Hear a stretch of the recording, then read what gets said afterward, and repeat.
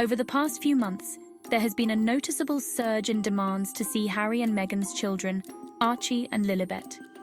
This clamour has come from various quarters, including King Charles, monarchy fans, the British media, who bizarrely question the children's existence, and most recently, Thomas Markle, who recently said, "I would love to meet my grandchildren, but I would be happy with a photograph at this stage."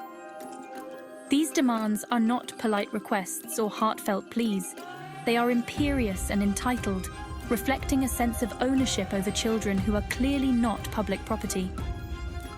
These demands are pronouncements, boldly declared on the world stage, amplified by a media eager to feed their untrue narrative about Harry and Meghan. Both King Charles and Thomas Markle have chosen a curious path to connect with their grandchildren. In an era where private moments can be cherished and personal bonds strengthened behind closed doors, they have opted for a different route. Instead of opting for private channels of communication, they've repeatedly leveraged the court of public opinion. This choice is not just a fleeting decision, but a consistent pattern observed over time. Their pleas are not private. They are broadcasted through carefully orchestrated media appearances, meticulously planned to capture the public's attention and sway their opinions.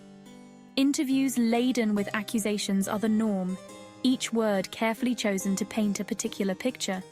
This calculated use of the media raises red flags. It becomes evident that these actions are not spontaneous, but rather part of a well-thought-out strategy. It suggests that King Charles and Thomas Markle's primary objective is not genuine connection, but rather a calculated attempt to control the narrative, garner sympathy, and shape public perception in their favor. One can't help but question the sincerity of these media appearances. Is this truly about a grandfather's love or a calculated attempt to manipulate public perception? The optics are clear. On one hand, you have Harry and Meghan, fiercely protective of their children, shielding them from the intrusive glare of the paparazzi and the toxic British tabloid culture. On the other hand, you have King Charles and Thomas Markle, more comfortable airing their grievances in the public square than seeking genuine reconciliation behind closed doors.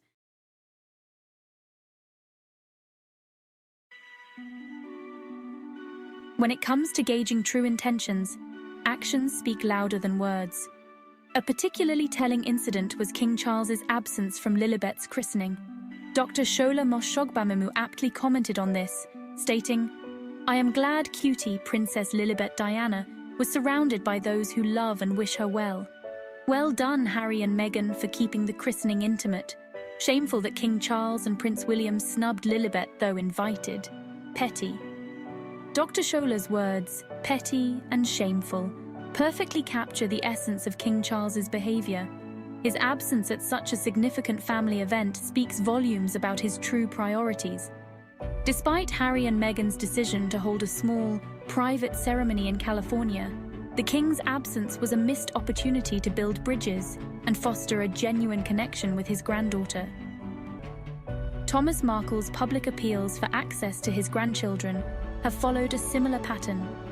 Instead of seeking private reconciliation, he has repeatedly used media interviews and public statements to air his grievances and exert pressure on his estranged daughter.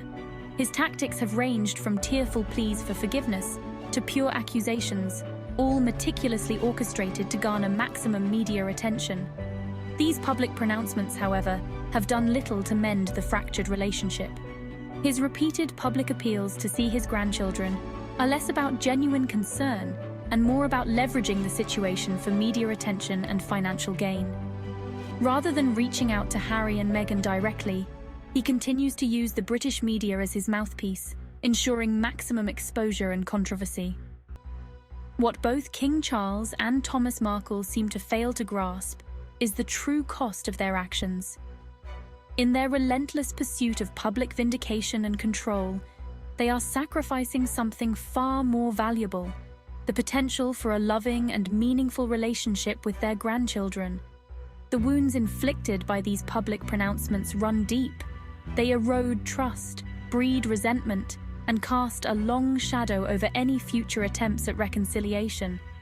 The long-term impact of these actions on Archie and Lilibet's perception of their grandfathers is a heartbreaking prospect to consider. As Archie and Lilibet grow older, they will undoubtedly become aware of the public pronouncements and media narratives surrounding their family. They will see the interviews, read the headlines, and inevitably question the actions of their grandfathers. The seeds of doubt sown by these public spectacles will be difficult to erase. It will be challenging for them to reconcile the image of a loving grandfather portrayed in the media with the reality of a man who chose public pressure over private reconciliation. The emotional toll of this public family drama will undoubtedly leave its mark. In the age of digital communication, there are countless ways to reach out privately and sincerely. Emails and private messages are all viable options. Yet both King Charles and Thomas Markle have chosen to air their grievances publicly, fully aware that the British media will twist these narratives to further disparage Harry and Meghan. This choice to engage publicly rather than privately betrays their true intentions. King Charles and Thomas Markle's behaviour is not just a betrayal of Harry and Meghan, it is a betrayal of Archie and Lilibet. By prioritising their public images and media narratives over genuine familial bonds, they have failed their grandchildren. Their actions send a clear message. Maintaining a perfect public image or gaining media attention is more important than nurturing a loving, supportive family environment. As Archie and Lilibet grow older, they will undoubtedly become aware of these dynamics. They will read the articles, see the interviews, and understand the choices their grandfathers made. The disappointment they may feel is a direct result of King Charles and Thomas Markle's actions. Instead of creating a legacy of love and support, they are crafting a narrative of pettiness and self-interest. The demands to see Harry and Meghan's children are not rooted in genuine affection or familial duty. They are strategic moves designed to manipulate public perception and maintain personal agendas. King Charles's desire to uphold a flawless royal image and Thomas Markle's quest for media attention and financial gain have overshadowed their roles as grandfathers. Their actions have not only strained their relationships with Harry and Meghan, but have also set a damaging precedent for their interactions with Archie and Lilibet. In conclusion, King Charles and Thomas Markle's public demands to see Archie and Lilibet reveal a profound lack of genuine familial concern.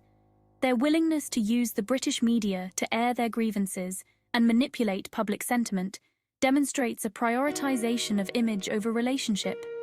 It is a shameful display that underscores their failure to support their children and grandchildren in meaningful ways. As Archie and Lilibet grow up, they will see through these facades and feel a deep sense of disappointment. King Charles and Thomas Markle should reflect on their actions and recognize the damage they are causing, not just to Harry and Meghan, but to the future relationships they could have had with their grandchildren.